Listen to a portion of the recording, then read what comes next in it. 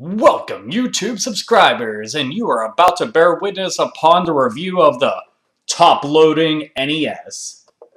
Now, many of you are used to what the regular NES looks like. Well, this just so happens to be the second NES. And this one, as the name would suggest, loads from top. Got a little scuff mark there. And there's the bottom of the unit. Now, having a look at the top here.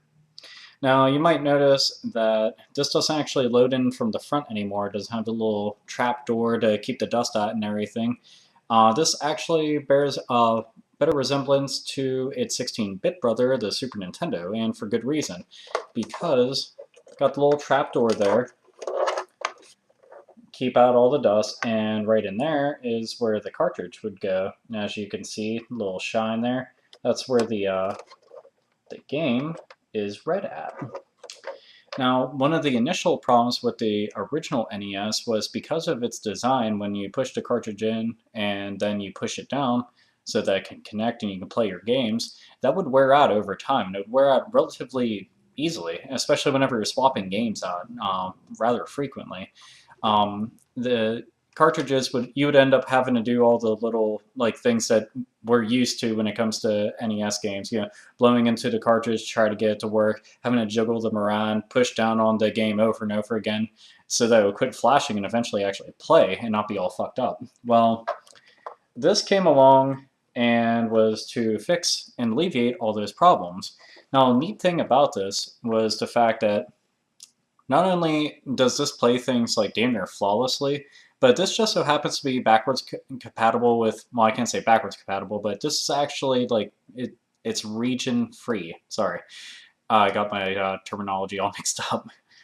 But it's region free. So say you wanted to play games that are in PAL format, you can import them and play them on here, which is really nice because there's quite a few games that were exclusive outside of the US that we never got that are actually really good. Also, there's a lot of unlicensed NES games that wouldn't work on a regular Nintendo, but if you've got this, it will work like a charm. Now, another thing that you'll notice, you got the power button right here, so they'll slide up and down, like so. And you got reset right there.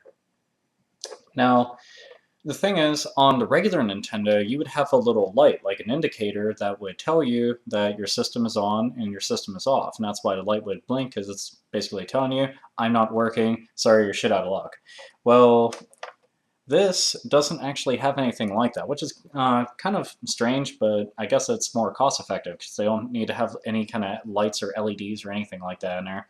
So all this has is the Nintendo Entertainment System branding right there. Then up there you got the Nintendo logo. That's really about it. It's actually a very plain system, but the thing is, it does what it's supposed to well. Now, this released back in 1993 and was only in production for about a year. That's one of the reasons why the system is kind of hard to find, is because it was only around for a year. The cool thing about it, though, was that it actually retailed for 50 bucks. That was it. Brand new, it was $50. That's not bad for a brand new system. Now, keep in mind, the Super Nintendo and the Sega Genesis, they were out at the time. And, it's kind of hard to say, well, I want to go back and play the old NES, but quite frankly, this was worth it.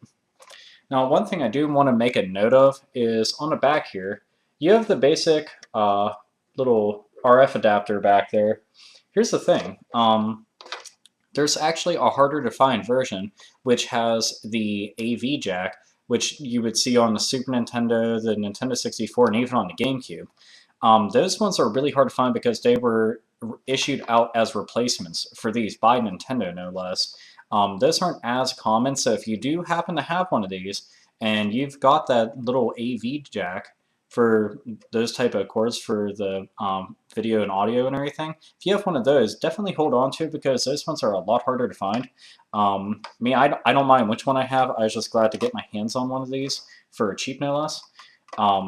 It's just a really nice system. It's very compact, very sleek, but the nicest thing about it is that there was a lot of times, like I had previously mentioned, that you go to play games and you're constantly fiddling with the machine to try to get it to work so you can play like Mega Man or Dragon Warrior or whatever.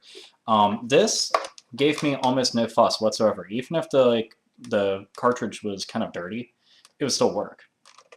Another thing to note is the controller redesign. So let me go in over the controller.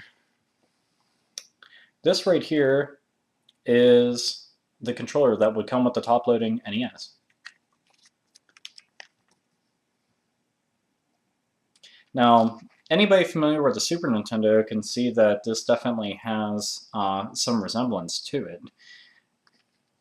It's got the rounded edges. Doesn't have like the shoulder buttons or anything, but yeah, whatever. It's got the two face buttons, start and select, and D-pad, and it works really well. This is actually my preferred controller because it's a lot more comfortable. I just like in general. It feels really small whenever you're holding it because it's not as bulky like horizontally or vertically compared to the regular NES controller that everybody is so used to on their 8-bit monster machine. But yeah, this is actually a really nice controller in general. Like if you get your hands on one of these, actually give it a shot. It feels really nice in hands. I prefer whenever I play. Now, like I said, these actually came with the top-loading Nintendo, but they actually retailed these separately by themselves. So it was possible to go and buy them by themselves. So if you can get your hands on one, I'd say definitely pick one up. It's really not bad for a controller. But all around, this is just a really nice machine. I like it in general. I'm just kind of sad that they didn't last that long. Part of me almost wishes that Nintendo would reissue like an old school system like this. I think it'd be really cool, and people would probably buy it up like crazy because there's tons and tons of NES cartridges out there. But yeah, if you see one of these and priced relatively well, because I mean these can go for like anywhere from like $75 and up. If you find it in a box, naturally it'll go for a lot more. This one is in really good condition. I mean, it's like basically brand new with the exception of like a little scuff mark there, but I could really care less about that because I actually think that's just marker because it obviously doesn't have any kind of damage to it or anything.